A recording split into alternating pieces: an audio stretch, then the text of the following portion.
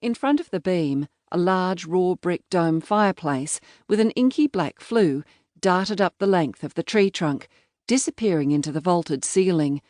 Caitlin stopped and ran her fingers over the gleaming wood of the curved staircase, tilting her head back to see where it wound its way up to what looked like a loft-style second story. The house was so far removed from the small suburban townhouse she and Eli rented, it seemed impossible to believe someone could afford to leave such an impressive house sitting empty. "Don't go upstairs till you've seen the kitchen."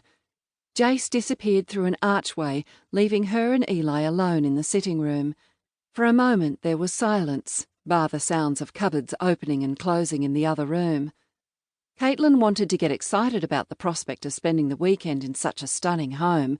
She wanted her husband to get excited with her. "I didn't know your brother had rich friends," was all she could think to say.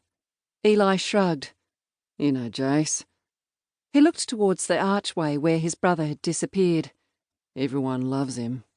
Eli and Jace had an on-again, off-again relationship. Sometimes they seemed close, but in many ways Eli treated Jace like a kid, even though he was 28. "What do you mean, everyone loves him? You sound pissed off." "Nothing." Eli took hold of her arm just above the elbow. "Come on, let's go and check out the rest of the house."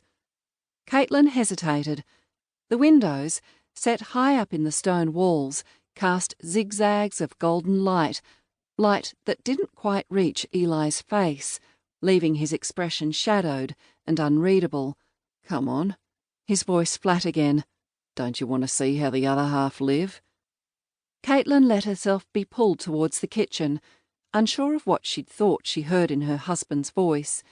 They were here now, the three of them together for the weekend, and she was determined to make it a time to remember. After exploring the house, the oohing and ahhing wound down.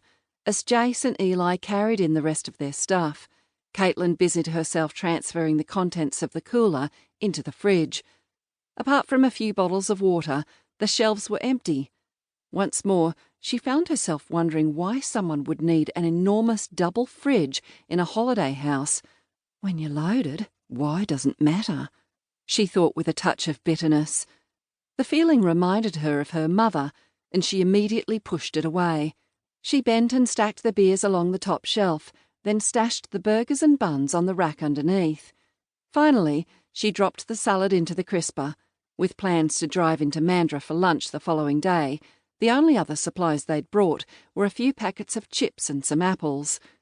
When the cooler was empty, she stood up and swung the fridge door closed. "Want to go for a swim?"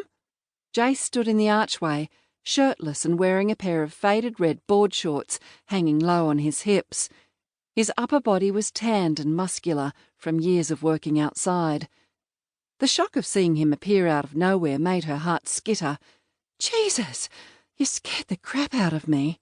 Caitlin took a step backwards and kicked the cooler, sending it skidding across the kitchen floor. "Don't creep up on me like that." "Sorry, Cat. I thought you heard me coming." He held his hands up, feigning innocence, but couldn't hold on to the concerned expression, a cheeky smile giving him away. "I don't know why you think jumping out on me is funny." She tried to sound annoyed, but it was difficult to keep a straight face when Jace was laughing. As always, his sunny disposition was infectious. "Stop it!" She grabbed a tea towel from the counter and tried to whack him across the arm. He dodged away before she could land the blow. "You'll have to be quicker than that." He laughed and snatched the cloth from her hand, then dangled it over his head. Caitlin squealed and leapt up, trying to grab the towel out of his grasp. They were acting like a pair of children, but it felt good to laugh and have some fun. "You're going to get it if you don't give that back." She grabbed his upraised arm and tried to pull it lower. "Sounds like the party's already started."